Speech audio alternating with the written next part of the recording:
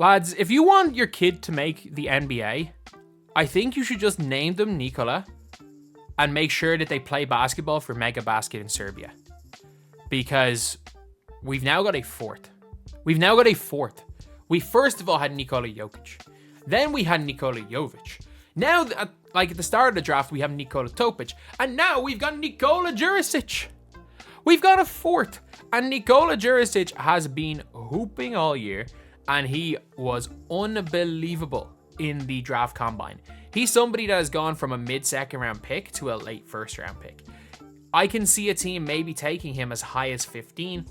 I still think he might creep into the second round, but if he creeps into the second round, whatever team gets him is getting a steal. You're getting a guy who is not nearly as raw as a Nikola Jovic. You're getting someone who is going to score the basketball.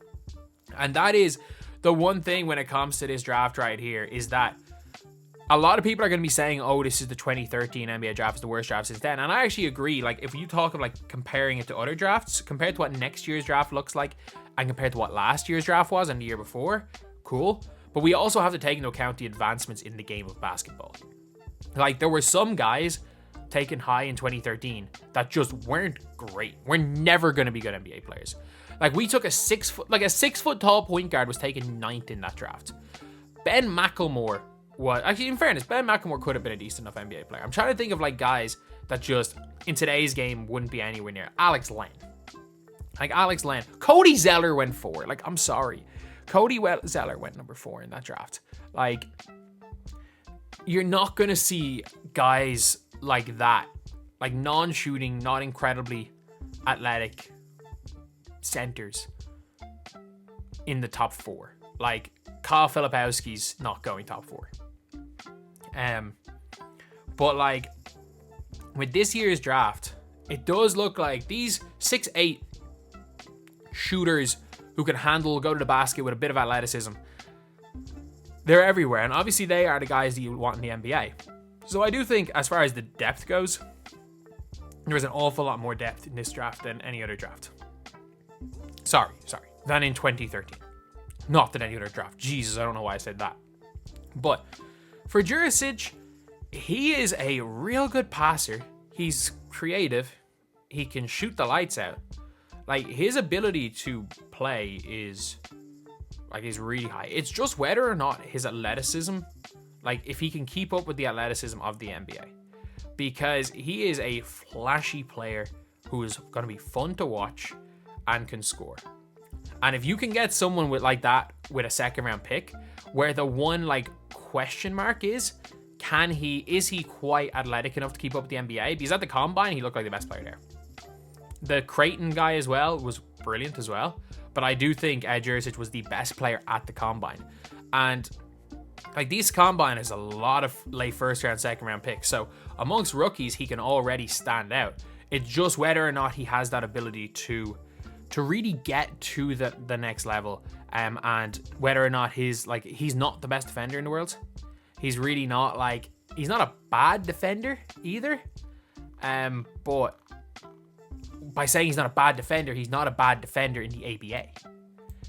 Being a good defender in the ABA and being a good defender in the NBA are completely different things. And like, as far as his draft reports go, like, there's not that many like absolutely crazy like draft comparisons. There's not that many like draft scouting reports, because he's kind of gone under the radar, because he's 20, he's just turned 20, so it's not like he's old. It's like if he had been, probably could have been played last year, but he's just got he just has the ability to score. Like, he can shoot the ball well, and obviously has some athleticism. I've seen a comparison to Joe Johnson, which I actually kind of don't mind that comparison. He's not going to be Joe Johnson. He's highly unlikely to be Joe Johnson. But when it comes to these guys you're getting from overseas, they're very hard to evaluate, because it's hard to see how certain leagues will translate to the NBA. But if I was a team, especially in that late first round, I'm like, okay, there is a historical precedent of mega basket players being able to be NBA players. Whatever about Nikola Jovic, I said at the time that he just had the sky was the limit for him, his potential. While he doesn't have the Jovic potential, I think he's more NBA ready right now than Jovic was. So I think he might be a draft and stash. Either way, if they draft him and stash him and he goes and plays like for Red Star, goes and plays EuroLeague, you're looking at a guy who can come in and be a 6'8" scorer, come off the bench, and with a late first round pick or even an early second round pick, keeping his draft rights, who's going to come in on a good contract and should be able to give you something, because he has a good feel for the game and has got good size for that position. Especially when you are looking, again, towards the end of a first round in a weak draft. You got to just take... Well, you got to make one of two choices. You're either taking an upperclassman who you think can come in and actually give you something straight away. And to be fair, a lot of those good upperclassmen are high in the draft. Like Dalton Connect is 23 and he's projected to go top 10.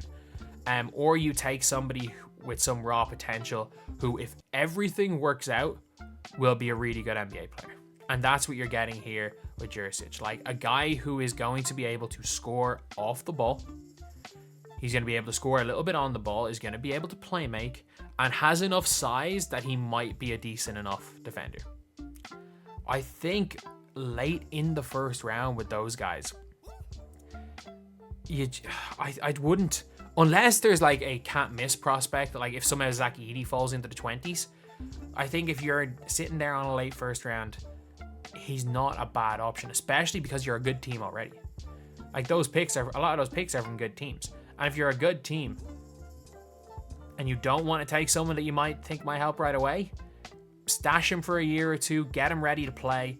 And if you're confident that you're going to be competing in a year or two, you've got a guy who is likely going to come in and at least give you some serviceable minutes at that 2 or 3 position.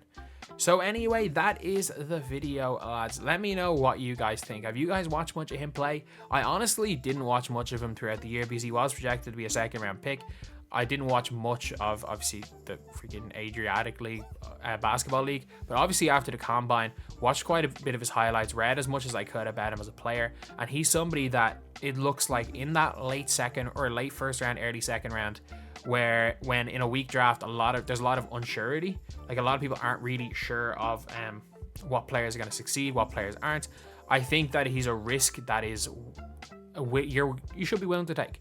Just like Miami in 2022 took the risk on Nikola Jovic just based on his upside, I think he's going to slide into that like late 20s range. And if he's in that range, especially if you are a team that's confident in developing your players, you can either keep him and hope that you can develop him over a year or two. You can send him back to Serbia, where he might end up playing for a higher level team in a higher league, and he'll come back in a year or two as a legitimate player. Either way, that's a good option. Especially in this draft, it's a risk that I'm probably willing to take.